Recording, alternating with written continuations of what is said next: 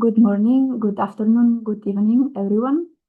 Thank you all for attending this webinar that will focus on the Global Plastics Treaty, specifically from the local and subnational perspective. My name is Maria Roses, and I am a policy officer from the Government of Catalonia.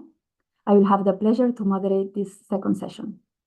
We are here today to establish what's previously happened with the Global Plastics Treaty and what needs to happen when we meet in Geneva in a few weeks' time. But remember, your voice is critical, and we want to hear your opinions, so please actively participate and engage. Before we go into the details, we'd just like to highlight that this local and subnational governments coalition to end plastic pollution is driven by a few coordinating partners that are ICLEI, governments of Quebec and Catalonia, UCLG, and the Global Cities Hub. In addition, WWF and Regions 4 and C40 are coalition partners. The coalition today has more than 100 signatory local and subnational governments from all around the world. This webinar is being recorded for future reference and for those colleagues who couldn't join at these time slots. Please use the chat function to ask questions or post links to your projects and information. Before we begin, I would like to briefly go over the housekeeping rules. This webinar is being recorded for future reference, and also let's create a safe space to discuss freely and respect each other's opinions. Next slide, please. This is the agenda for today. We will first start with a welcome and introduction from Ms. Véronique Aimé-Dion, then proceed to a much anticipated input from the INC Secretariat, represented by Ms. Jyoti Mathur-Philip. Welcome, Jyoti. Good to have you here. And just for everyone's information, we are lucky to have Jyoti working in the Secretariat. She's a champion of all stakeholders. Thereafter, Véronique Aimé-Dion will take us through what happened in Busan at INC 5.1. And after this, we will have a panel discussion moderated by myself with the panelists including Ana Asti from the state of Rio de Janeiro and the senior engineer Claudia Hernandez from Mexico. Lastly, András Soreñu from the Global Cities Hub will wrap up this webinar and also close it. Now, I am pleased to introduce our first panelist, Ms. Véronique Aimé-Dion. Ms. Dion is International Affairs Advisor on Pollution, Agriculture, and Food Security at the Ministry of International Relations and the Francophonie of Quebec. She joined the ministry in 2012 and has held various strategic roles, including negotiation international agreements and representing Quebec abroad. Quebec has been one of the founders of this coalition. Véronique, you have the floor. Thank you, Maria. Good morning, good afternoon, good evening to everyone joining us across the globe. Bonjour à tous. On behalf of the Local and Subnational Governments Coalition, I want to warmly welcome you to this important webinar ahead of the resumed fifth session of the Intergovernmental Negotiating Committee on Plastic Pollution, known as INC-5.2. We gather here at a critical juncture. The road to a legally binding treaty to end plastic pollution has been long and often difficult. Hopes were high in Busan that INC-5.1 would mark the end of negotiations. Instead, what we saw was a reminder of how complex and at times fragile multilateralism can be. That session was suspended without agreement on a final text, and we now move to Geneva to try again. With this in mind, we have come to realize that the treaty we are negotiating may not deliver the ambitious and transformative change many of us had hoped for when this process began. Political divisions remain deep.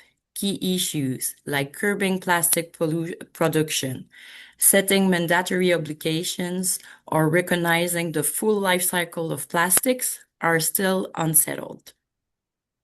And yet, within this imperfect moment, we have an opportunity not just to influence the final treaty text, but to anchor the essential role of local and subnational governments in the global response to plastic pollution. Why is this so important?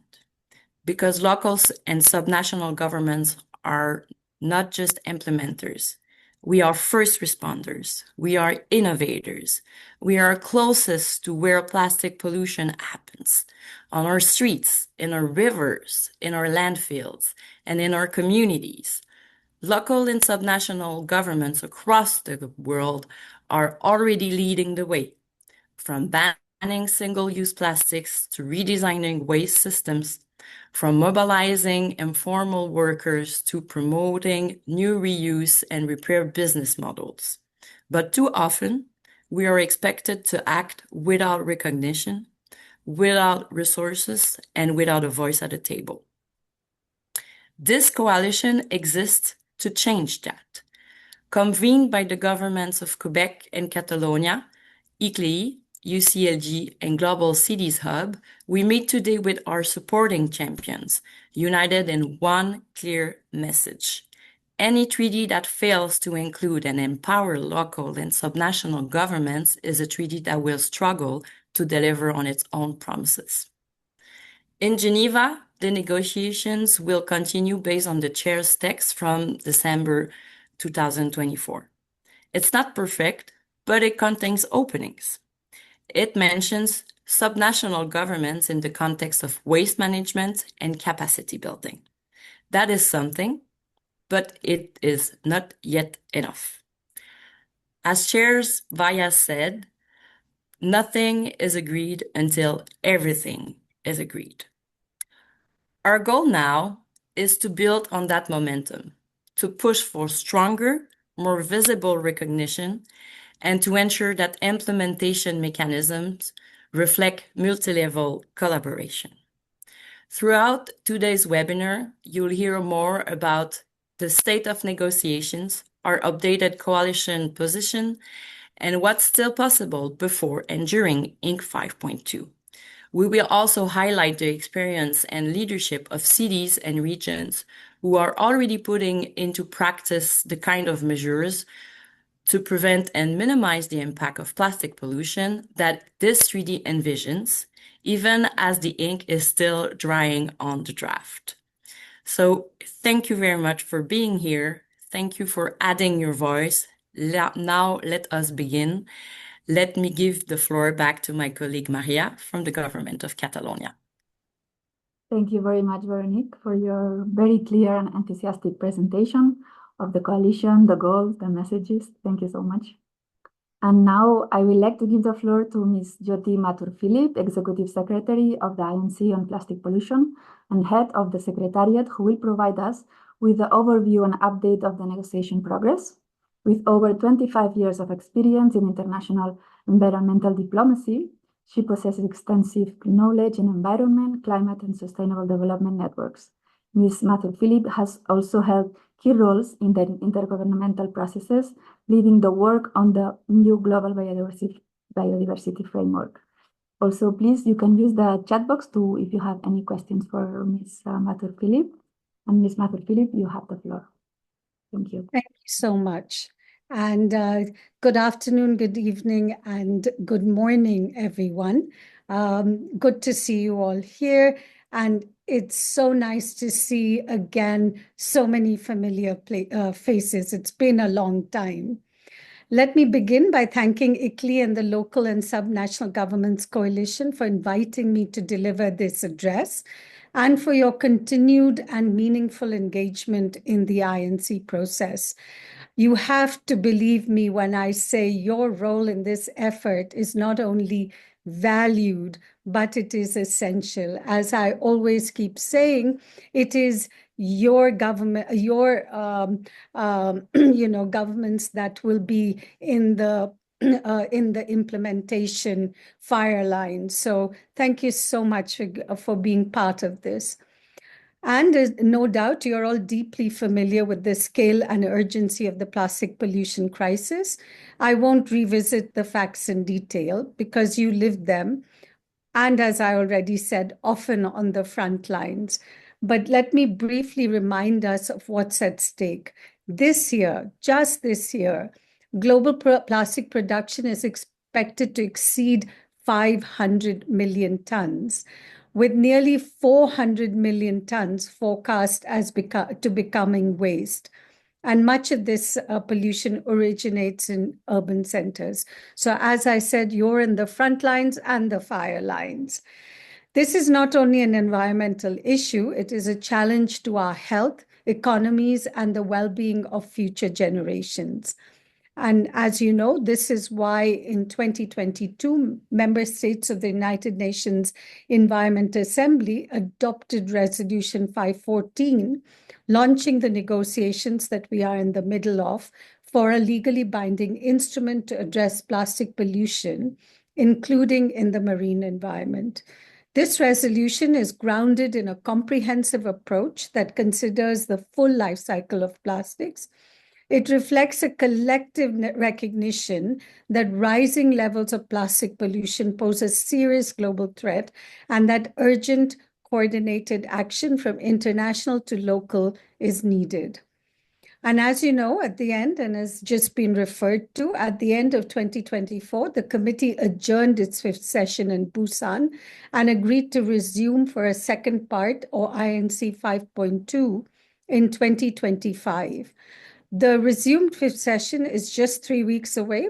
We're getting nervous. I wonder if everyone else is getting nervous, and it's going to be taking place from 5th to 14th August in Geneva. Before adjourning in Busan, the committee, and as already said, also agreed that the chair's text, which was released on 1st of December 2024, would serve as the starting point for negotiations at the resumed session. This text provides a structure for shaping the future instrument. It builds on the work of previous sessions with the understanding that, and has already been said, as negotiations continue, nothing is agreed until everything is agreed. But at least we have article numbers and titles for the articles. In the lead up to INC 5.2, we have seen a lot of informal engagement in order to advance discussions ahead of the resumed session. From my side, I can assure you that I and the INC Secretariat remain steadfast in our commitment to support the work of the committee and to facilitate spaces for countries to continue informal discussions in the lead up to 5.2. To this end, we have supported the organization of various consultative meetings at regional and global level, and you might know of some. We've done regional consultations for countries. There was an in-person heads of delegation meeting 2 weeks ago here in Nairobi, or actually less than 2 weeks ago. And so there's a lot of work that has been going on. And while multilateral negotiations are complex and diverse views naturally exist, we are beginning to see areas of convergence. And though this is a member-driven process, the voices of observers, including local and subnational governments, are invaluable to enriching the discussions and moving them forward. No single government or organization can end plastic pollution alone.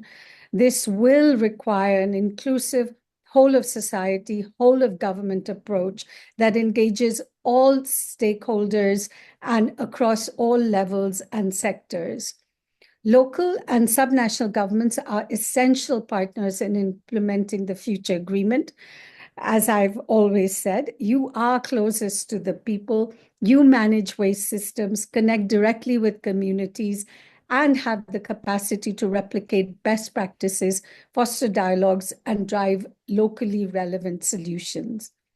I am especially encouraged by the strong engagement of local governments in this process, particularly through the local and subnational governments coalition to end plastic pollution. You have been part of our journey from the beginning.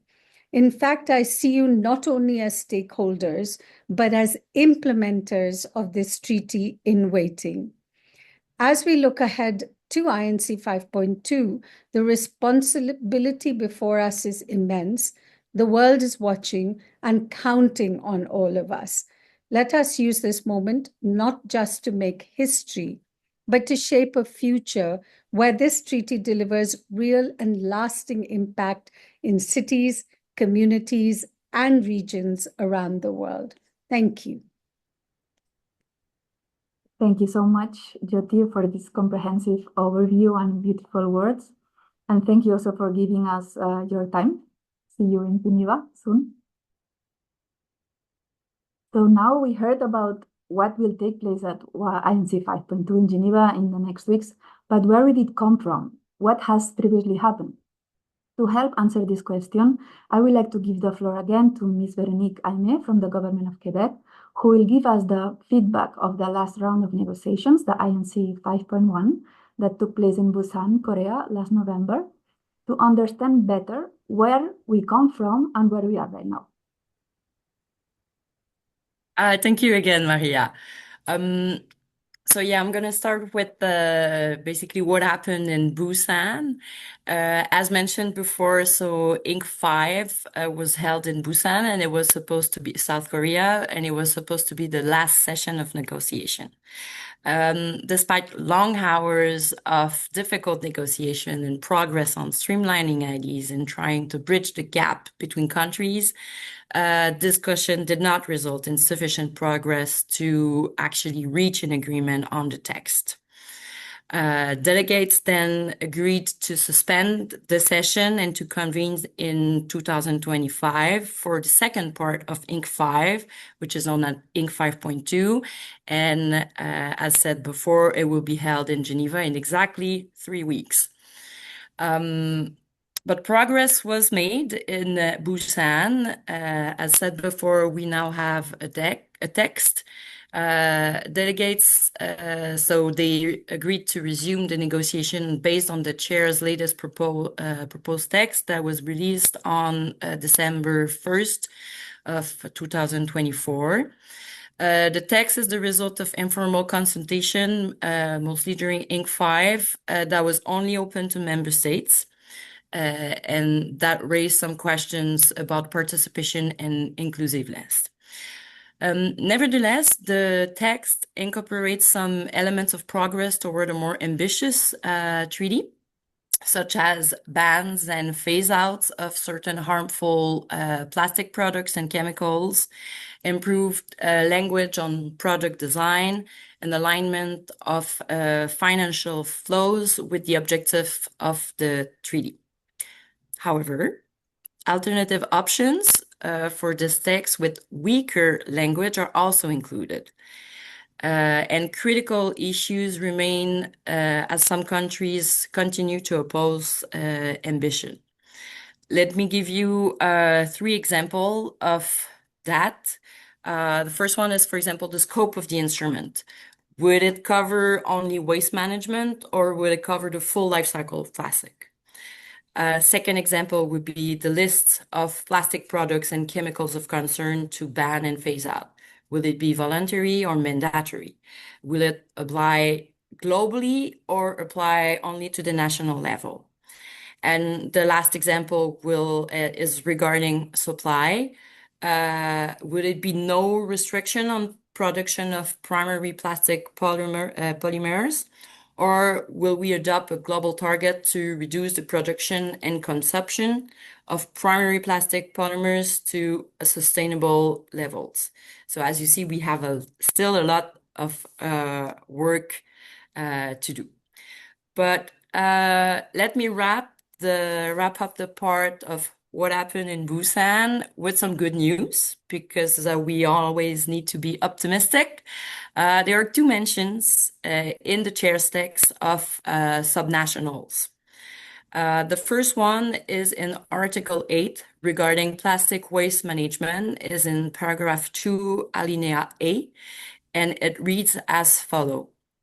Establish appropriate systems and disaster-resilient infrastructures at the national and subnational levels for the safe handling, sorting, collection, transportation, storage, recycling, and disposal, including with energy of plastic waste. So that's the first mention. The second mention is in Article 12 regarding capacity building, technical assistance, and technology transfer, including international cooperation. And it's in paragraph 2. That reads as follows. Capacity building, technical assistance, and technology transfer pursuant to paragraph 1 may be delivered through regional, sub-regional, and national arrangements, including existing regional and subnational and sub-regional, and national centers through other multilateral and bilateral means, and through partnership including North-South, South-South, and triangular cooperation, and those involving the private sectors and or other stakeholders, as well as indigenous people and local communities, and through collaboration with local and subnational government as appropriate.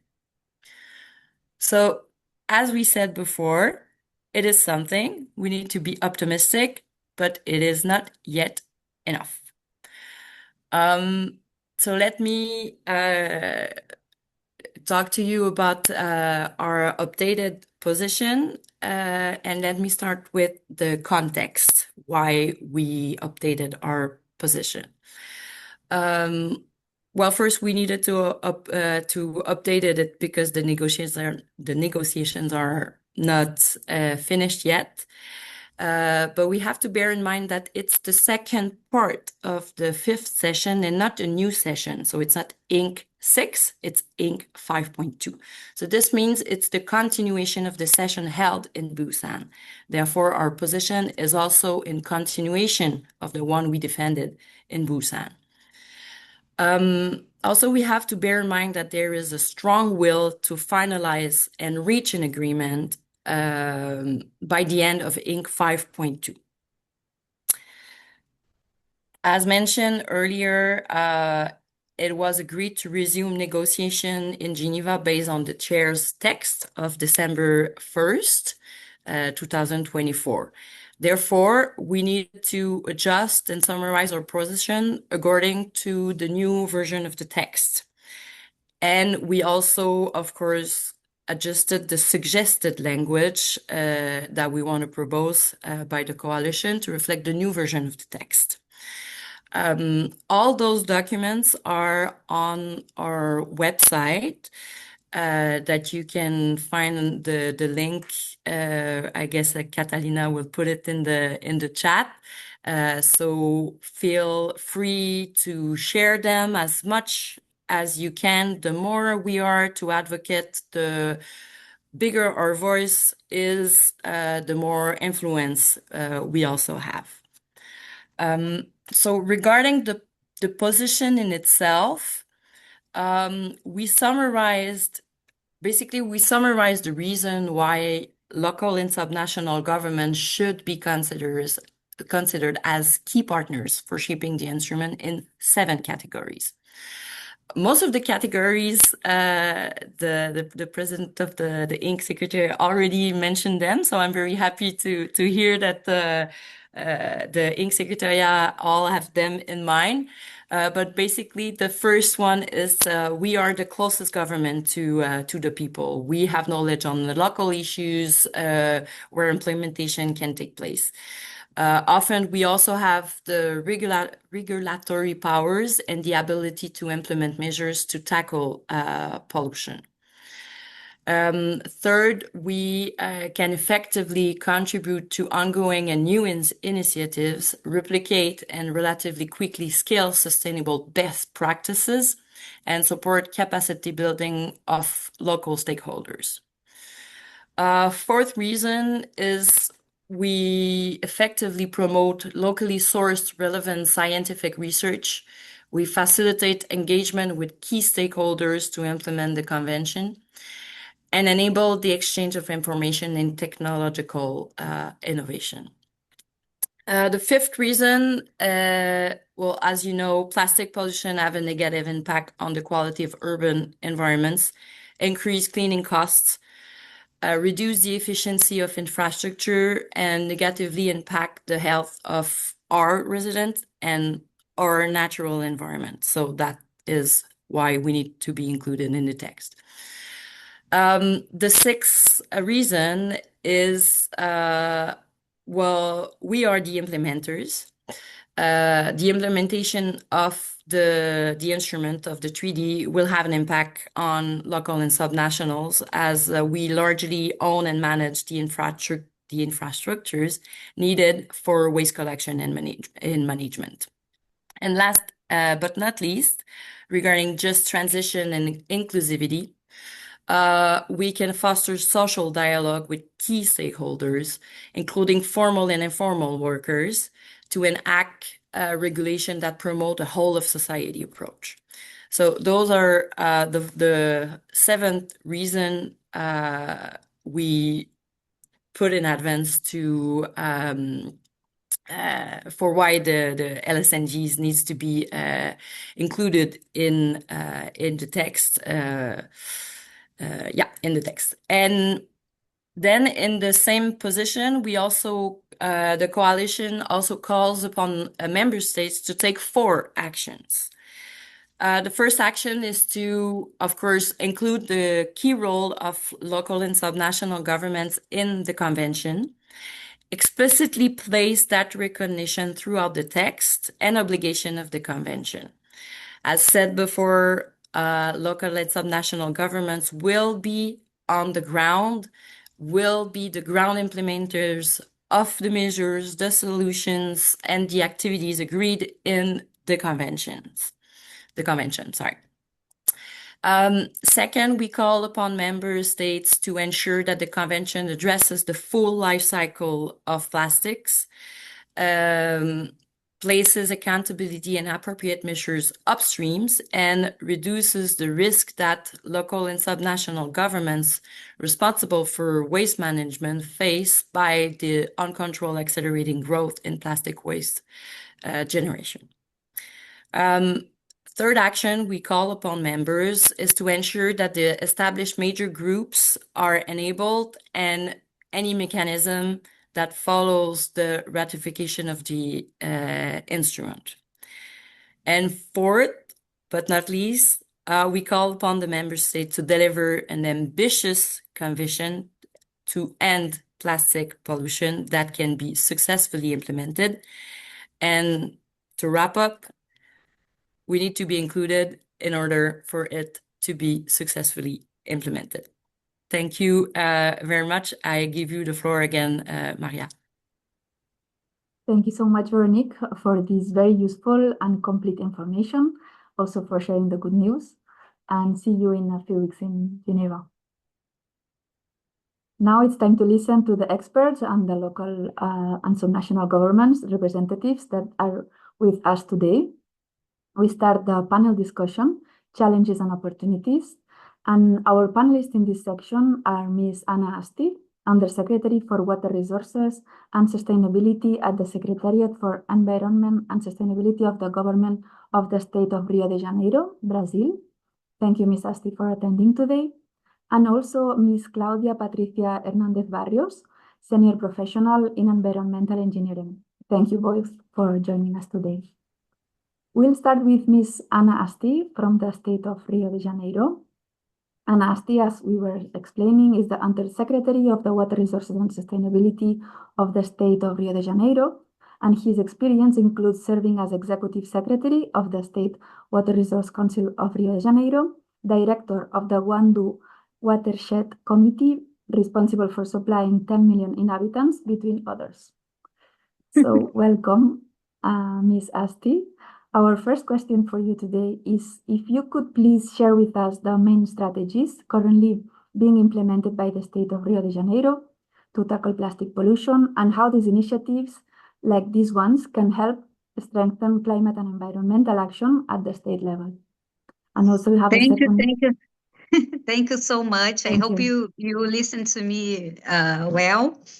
First of all, good morning from Rio. I'm not sure the different times that everyone is, but good morning from Rio. And I would like first telling you about the sanitation concession we have done in Rio 2 years ago. It's a 35 years project, and it started treating the question of the waste. And this is a huge challenge for us, because we have 35 years ahead of us to work with the private sector, helping us to develop the strategies And we have seen now, we have a very beautiful bay here, which is the Guanabara Bay. I don't know if everyone has heard about it, but it's our main bay here. We have 80% of the population of the state living around this bay. So it is a very crowded metropolitan area. And we have more or less 75% of our GDP around this bay. So this bay is really, really polluted. And for the last 30 years, there were no environmental policies related to the water of the bay, to the pollution that gets to the bay. So people do not have the population around the bay does not have a relationship with the bay anymore. Even the fishermen, they go to the bay to get the plastic from the bay and not the fish from the bay. And they sell the plastic that they get in the bay. So this is, for us, this is a huge challenge. If we are solving the sewage problem, we have not solved the waste problem. So we have beaches now in the bay that are cleaner because of the sewage that are being treated. So like Botafogo Beach, Flamengo Beach, Gloria Beach, different beaches that for the last 14 years were not swimmable, they are swimmable again. But the plastic is still there. So the perception of the pollution is still there. And the Guanabara Bay is between the 10 areas of the world that contributes most to the plastic in the ocean. It's something that it's critical for us. And so there are 54 rivers that arrive in this bay. And we have developed a project with eco barriers. So we have 22 eco barriers in the most polluted rivers. And we succeed to get out of 14,000 tons per year of waste, including plastic. Another important project that we have, we call it Clean Rivers. And we have in the last 4 years, we have took off. I don't know in English. We have take off. It's not that, but that's the idea. And 4.3 million meters cubic of waste and around 845 kilometers of rivers in the whole state. The whole state has 70 million people living in, and it's composed by 92 cities. So Limpa Rio is a very important project because we get the plastic there before it arrives to the ocean. We are now in a very more important moment for us for the plastic public policies, waste public policy, because we are reviewing our state plan for waste management. And this is very important for us because plastic will be a very important chapter in our waste plan. And we have developed also with the civil society, more than 170 organizations have been part of a project that we have developed, which is our strategy to combat waste in the sea. So the state has a strategy, and it's going to become a decree, a regulation. So this is a work that we have been doing with civil society for the last 3 years. And just to wrap up, we have also a very strong policy on reverse logistics. And the results that we have in 2022 were that we, in the state of Rio, just to have a number, but in the state of Rio, we have received in the market 190,000 tons of plastic. And in the state market, it represents more or less 29% of the total volume of embalagens in English, but the total volume of the waste that the companies and the industry puts in the market. And from this total, 15% we could get out of the environment through the reverse logistics system, which means 29.5 thousand tons of plastic. I'm not sure how to say exactly this in English, but I'll check here. Packaging, plastic packaging. So just a little overview about what we are doing. Thank you. Thank you very much, really, for sharing this. Also, the example of the Guanabara Bay and the Clean River projects. And I think it's very useful for all of us. And also, we have another question. In your opinion, what has been your biggest challenge in implementing the extended producer responsibility or local bans, and how can global frameworks better support federalized nations like Brazil, your country? Now, I think we are in a moment in Brazil that we are building the regulations. So it's really important that we are connected with what other countries have developed and the stories of success and also the biggest challenges, because this helps us a lot to think about it. I was now, just before I entered here, discussing the new decree, the new regulation we are doing about the reverse logistics, because we are doing it stronger.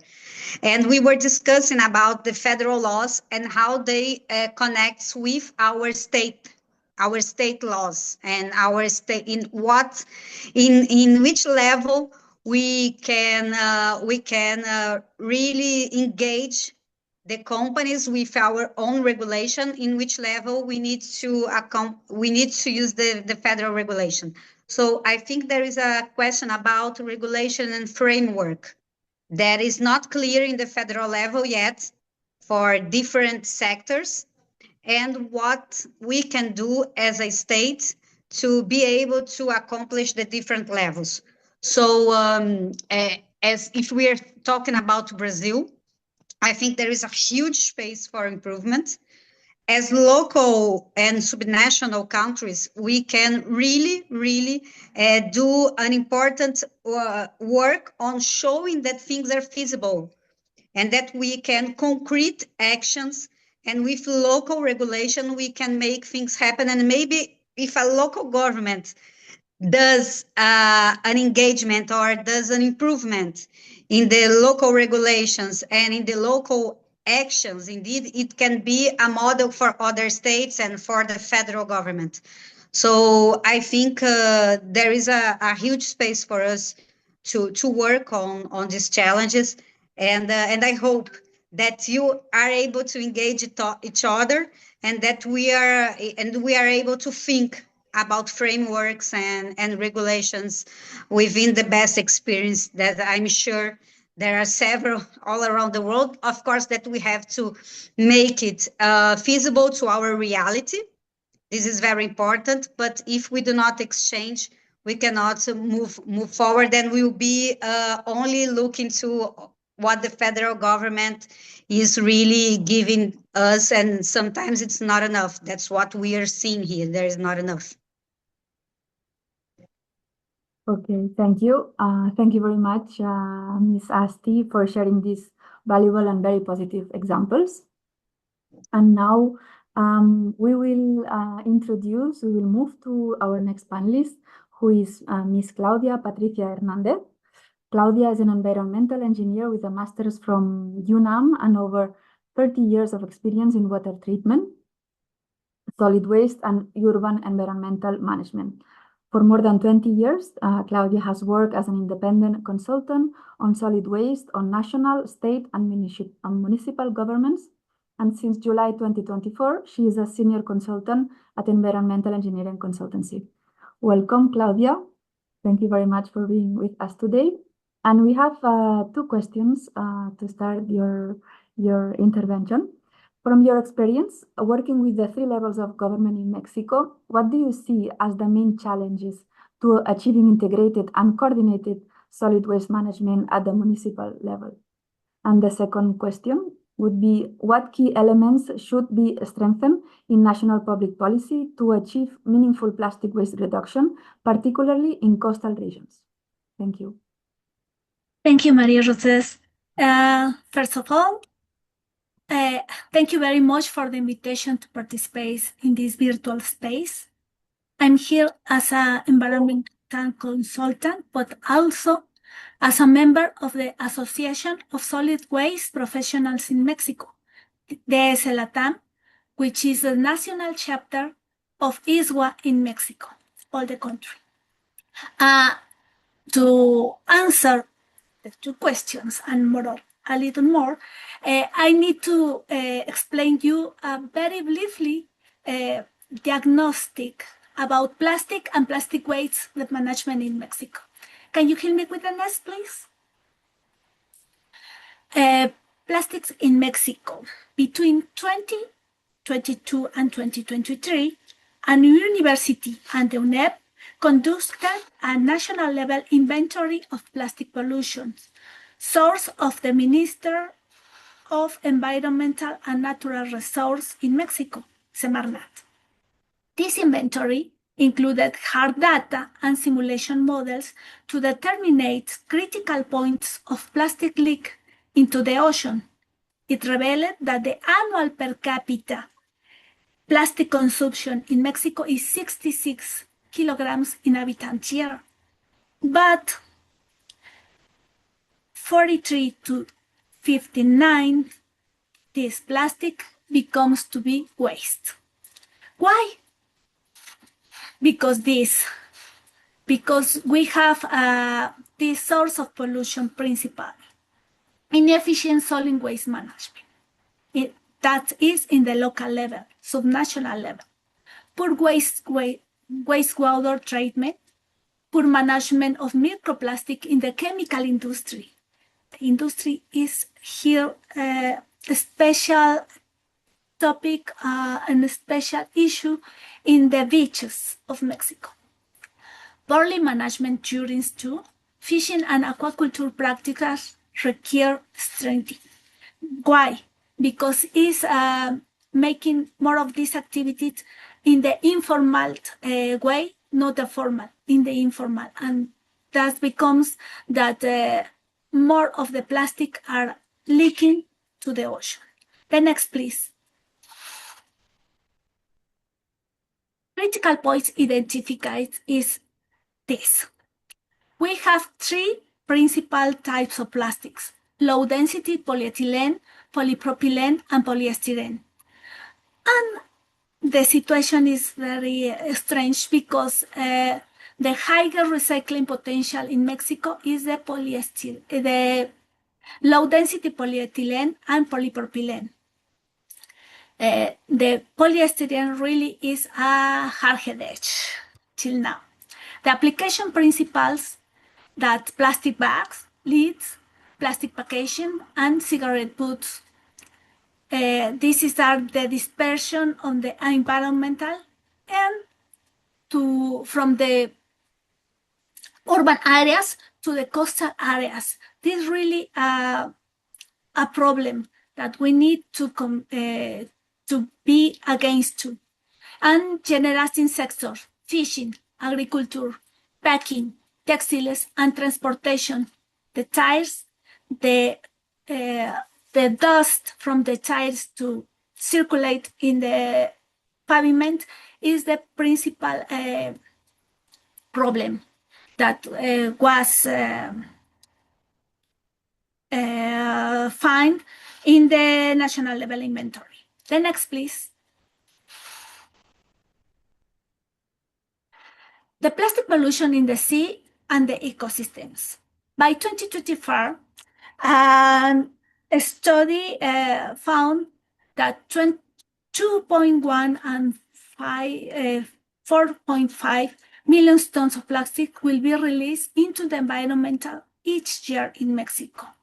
The study of plastic waste present on Mexican basin has shown that it constitutes at least 60 to 90% of the plastic waste is presented. Depends of the beach, depends of the ubication in the country. The plastic waste most frequently found on beaches includes lids, plates, disposable cups and cutlery, bags, bottles, and cigarette butts. In the case of microplastics present on all the beaches studied, higher than average concentrations can be reported on beaches like Tijuana, Nayarit, the Caribbean, and the state of Veracruz. Tijuana and Veracruz is from the industry. Nayarit and the Caribbean is for the tourists. Furthermore, the entry into the food chain has been verified from plankton to more complex organisms. Till now, we are eating microplastics. It's a shame, but it's the reality. The next, please. The legal and regulatory framework applicable to plastic and plastic waste is this. There is a non-national legal or regulatory framework from this issue, from plastic and plastic waste. It's viewed from the context of solid waste management only, okay? We have a national regulation about the solid waste, yes. We had a national regulation about the pollution from the environment, yes, but not specific to plastic and plastic waste. 20 states laws we have, about 32. It's okay, but only 26 municipality laws from 247 municipalities we had in Mexico. There is only a few regulations from the subnational level. That's our problem. We are making actions in the subnational government, but at the national government, we are not have a main framework to conduct these actions, these laws, these regulations.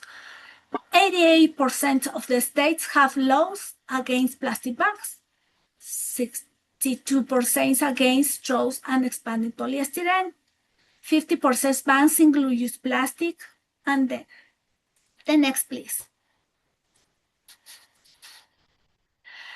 At the national level, we have the National Inventory of Source of Plastic Pollution. And this was made because the principal point of view from the national government was to have national action plan for marine debris and plastic pollution, named Plan Remar. But this plan is still pending for the new administration. The last year, we changed the national government and they put this Plan Remar in a draw, and this is waiting to have a new air, a new perspective to view the light. Till now, we are waiting for this and from a national law about economy, circular economy. We are waiting. I hope so that in no more time we have a good result about it. Although Mexico participates in various INC-5 treaty meetings, but there is not official position or line from the current national government of this matter. Why? Because the Plan Remar and law and regulations from the plastic wastes we don't have at the national level till now. The next, please. We have standard of seals for plastic products, yes. The principal are from compostable plastics and for biodegradation of the plastic, especially from the bags. But it's only that we have. It's a point of view from the industry. And some states of Mexico are taking these standards to make useful from the subnational government actions against plastic waste.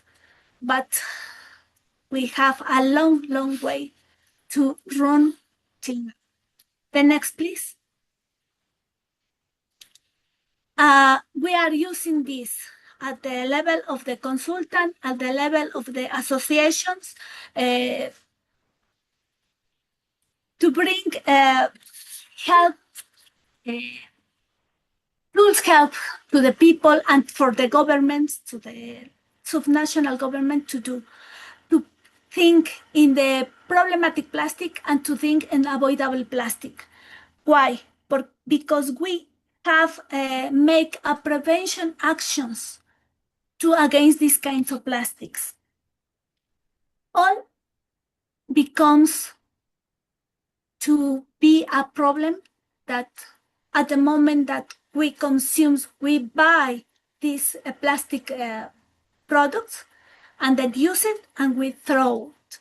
This is the problem. We need to change our mind, to our point of view, to see these kinds of products and to these kinds of wastes. This is all for this moment. Thank you. Thank you. Thank you very much, Ms. Hernandez, for sharing the useful example of plastic waste in Mexico.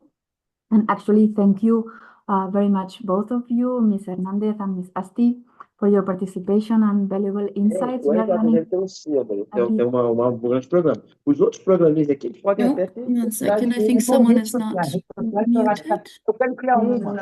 Ai, meu Deus, estão me chamando? Caracteriza por completo. Okay, now. Okay, thank you. Sorry.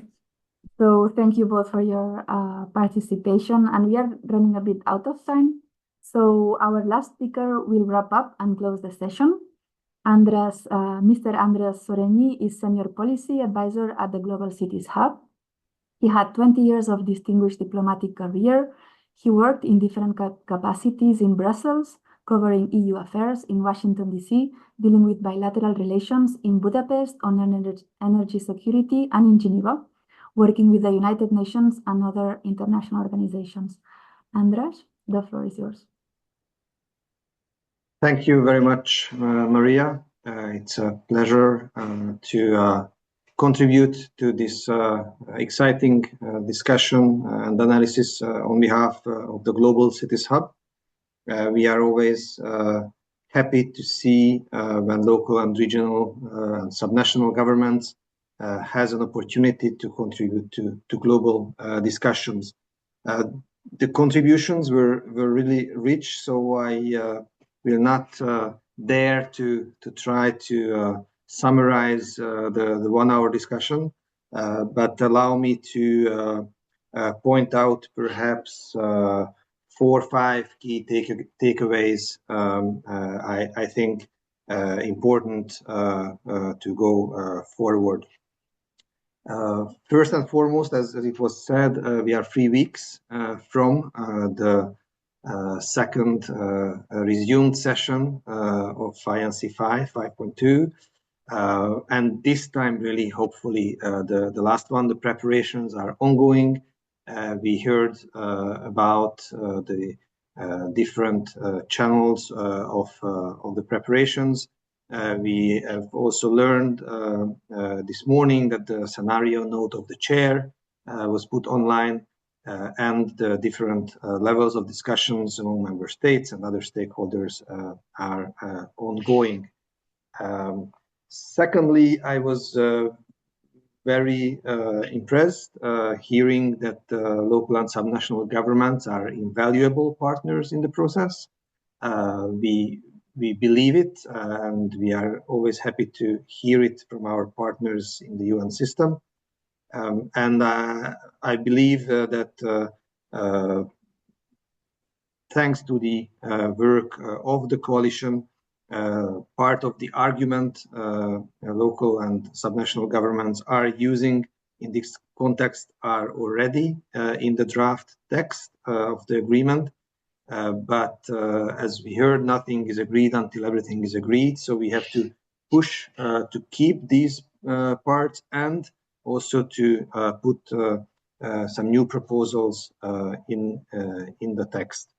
The reason is clear, and it was mentioned today. Local and subnational governments are closest to the citizens, but also because they are first responders, they are innovators, and as we heard from Rio, for example, they are local regulators or regional regulators as well.